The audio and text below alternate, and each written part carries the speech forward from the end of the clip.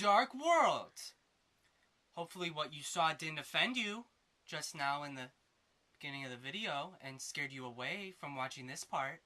But now I'm reviewing Thor the Dark World, so why does that even matter? Thor the Dark World is a sequel to the 2011 film Thor that was directed by Kenneth Branagh, produced by Marvel Studios, part of the Marvel Cinematic Universe Phase 1. I absolutely loved it. Everybody pretty much knows that I love it, okay? I make it known. Thor was my favorite character in the Avengers too, which I thought was even better than Thor. The Avengers was a crazy good movie, and Thor was my favorite part. Pretty much everybody knows that. But I also like to talk about Hulk's funny lines. Anyway, Thor the Dark World is an awesome movie. It's very rare that you get that crazy, just balls out insane action movie that doesn't offend you because of how stupid it is. But here you go. Didn't offend me. I actually enjoyed it quite a bit.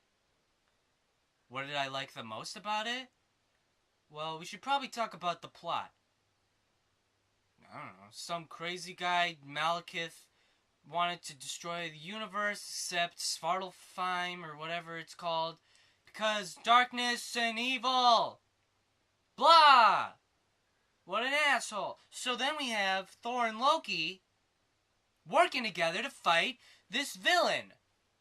What? I thought Loki was an asshole.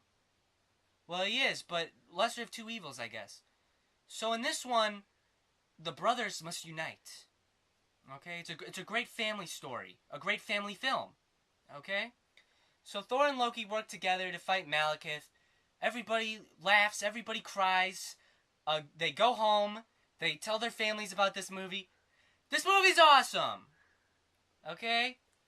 So, Thor and Loki working together are the best parts of this movie. There's a lot of it. I like the parts where they're fighting together, side by side, just like they did when they were children. Loki's like the Darth Vader of the Marvel movies. He's so awesome. I love seeing him all the time. Put him in stuff. Don't overexpose him. And don't you dare give him an embarrassing moment where he says, no. The movie's action-packed, like I said. It has an epic scope.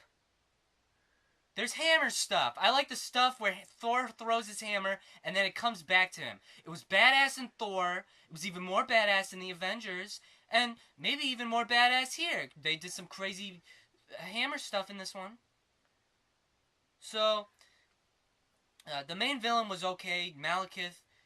He didn't do anything crazy that was like, oh my gosh, maybe the best villain of all time. No, he's no Loki, okay?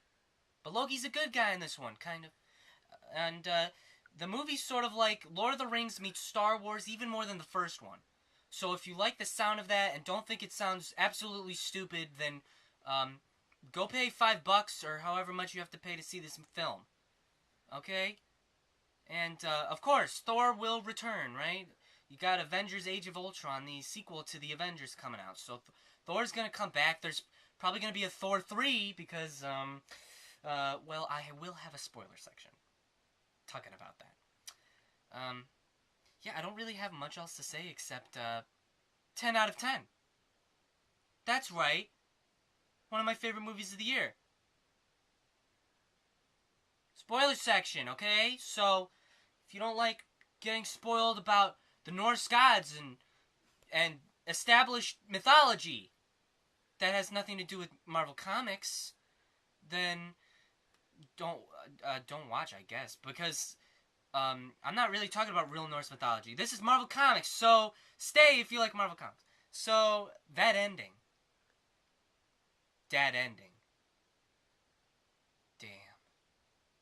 Loki! Of course, Loki lives. He has to come back and be an asshole again. Just like how we always love him. I loved him as an ally in this one.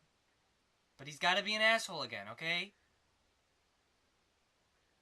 He's got to... He took the throne!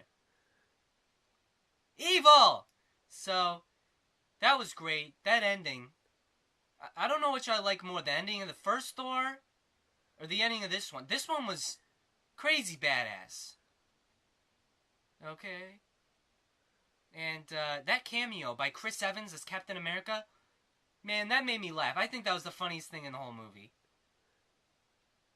I just love seeing Captain America and Thor in the same movie. That's just... I think that's why I like the Avengers so much. One of the reasons. My two favorite Avengers together. Also, Stan Lee's in this movie. So anyway, we've got another stinger. Two stingers, actually. The second one, it's cool. But that first stinger made me grab the person next to me, and I was like, holy crap! Infinity Gems? Thanos is he's gonna get him? They don't outright show Thanos, but they got the Collector, played by Benicio del Toro, who's playing Space Liberace in this film. Or the Collector, however you want to call him. And Sif and Volstagg, of the Warriors 3, are giving this freaking Infinity Gem to the Collector. They should know better. Just leave it in Asgard. I don't care if you have 2 Infinity Gems, you jerks. That was pretty weird when they were like, the Tesseract and this? Is the Tesseract considered an Infinity Gem? Or are they just saying that the Tesseract is like an Infinity... I'm not really sure I understood it completely. But Infinity Gems! Which means Infinity Gauntlet, which means Thanos. Which means probably Avengers 3. Now, Thanos is apparently in Guardians of the Galaxy. Also a talking raccoon. Go spend the money to see this movie. Wait, you probably have if you're in the spoiler section. Crap, I think I messed up.